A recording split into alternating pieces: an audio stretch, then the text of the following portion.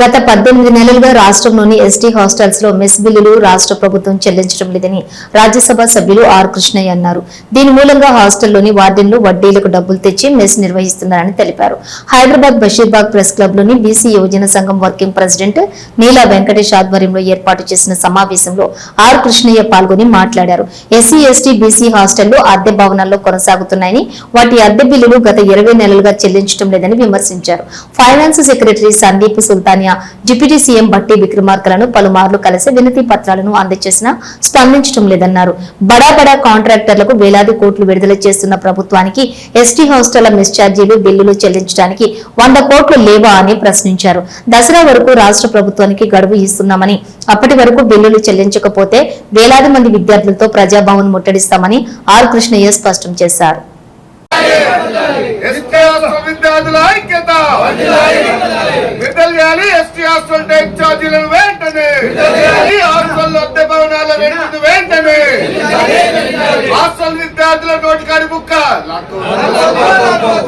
అవినీతికి పాల్పడితే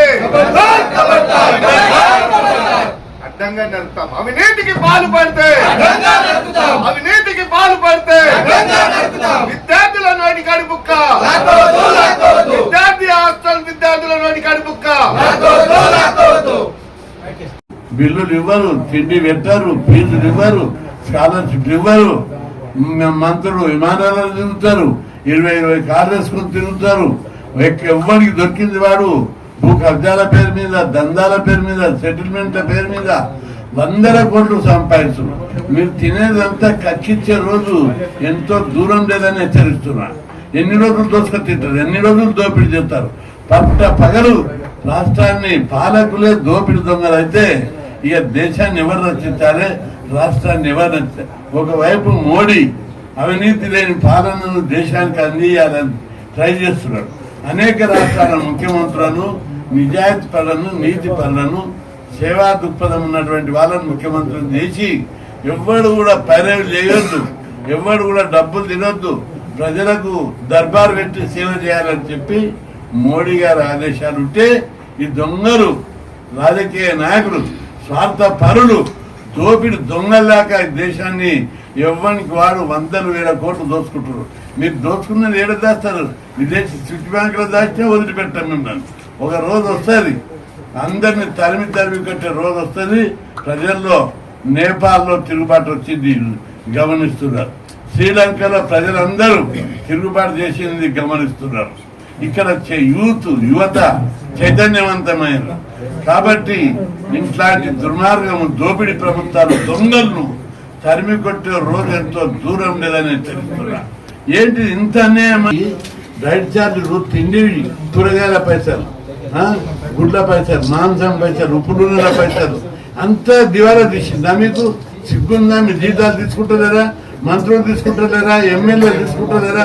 మీరు జీతాలు తీసుకుంటున్నారు, ముడుపులు తీసుకుంటున్నారు, దోపిడీ చేస్తున్నారు, కబ్జాలు పెడుతున్నారు, సెటిల్మెంట్లు చేస్తున్నారు. పిల్లల తిండి పైసలు కూడా ఇవ్వరా? అవి కూడా మీకు సరిపోతలేవా అని చెప్పి నేను తెలుస్తున్నా. పిల్లల తిండిపై నోటికాడ ముద్ద లాక్కుంటే ఖబర్దార్, ఒక్కొక్క నాయకుడిని తరిమి కొట్టేది వస్తుంది. నేను ఉన్నత విద్యావంతుని కాబట్టి లాంగ్వేజ్ మంచిగా మాట్లాడుతున్నా, మంచి భాషలో మాట్లాడాలి, గౌరవంగా మాట్లాడుతున్నా. కానీ మీ దొంగలను చూస్తుంటే ఆవేశం వస్తుంది. అరే పిల్లల తిండి పైసలు కూడా మీకు సరిపోతలేవు, పిల్లల స్కాలర్షిప్ల పైసలు కూడా సరిపోతలేవు, పిల్లల ఫీజు రియంబర్స్మెంట్ పైసలు కూడా సరిపోతలేవు. అంత దోపిడీ చేసి కాంట్రాక్టర్లు, లీడర్లు కలిసి దోసుక తింటున్నారు. ఈ వైఖరి మార్చుకోవాలి. ప్రజల్లో తిరుగుబాటు రాకముందే పద్ధతి మార్చుకోవాలని చెప్పి ప్రభుత్వాన్ని హెచ్చరిస్తున్నారు. కబ్జాలు, పత్ర చేపించుకోవడం, దోసుక తినడం. ఒకవైపు ముఖ్యమంత్రి ధరణిలో దోపిడీ అవుతుందని ఇది పెడితే దీన్ని కూడా అడ్డం పెట్టి రెవెన్యూ అధికారులను, పోలీస్ అధికారులను, వాళ్ళ ఎక్సైజ్ అధికారులను ఎమ్మెల్యేలు చెప్పినట్టు పోస్టింగ్ ఇవ్వడం వల్ల వాళ్ళు డమ్మి అయిపోయారు. అనేక మంది అధికారులు నాకు ఫోన్ చేసి చెప్తున్నారు, ఏమన్నా గతంలో నువ్వు అవినీతికి వ్యతిరేకంగా పోరాటాలు చేసినావు, ప్రభుత్వాల మీద పోరాటాలు చేసినావు, ఈ ప్రభుత్వం వచ్చి నుంచి దోసుక తింటుంది, మమ్మల్ని బతకనిస్తలేరు, వసూలు చేసి ఇవ్వమంటున్నారు, మరి ఏం అడగరా అంటే మీరు కూడా ఉద్యోగం తిరుగుబాటు చేయాలని చెప్పారు. అంటే కమిషన్ల కోసం 10% విద్యార్థులు కమిషన్లు ఇయ్యారనేనా ఈ బీసీ ఎస్సీ ఎస్టీ హాస్టళ్లను దౌర్భాగ్యమైనటువంటి పరిస్థితికి తెచ్చేది? బిడ్డ ఆర్ కృష్ణ పోరాటం చేసి తన ప్రాణ త్యాగానికి ఇవాళ ఒక నిదర్శనం ఈ బీసీ ఎస్సీ ఎస్టీ హాస్టళ్లు నడవడానికి కారణం.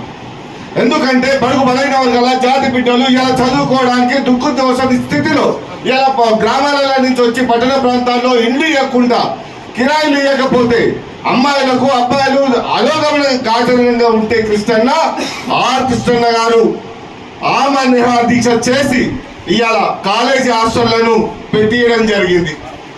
ఇంకా ఇదొక భాగం అయితే ఇవాళ పెట్టించి ఒక స్థాయిలో నడుచుకుంటూ వస్తుంటే డైట్ బిల్లులు గత ప్రభుత్వంలో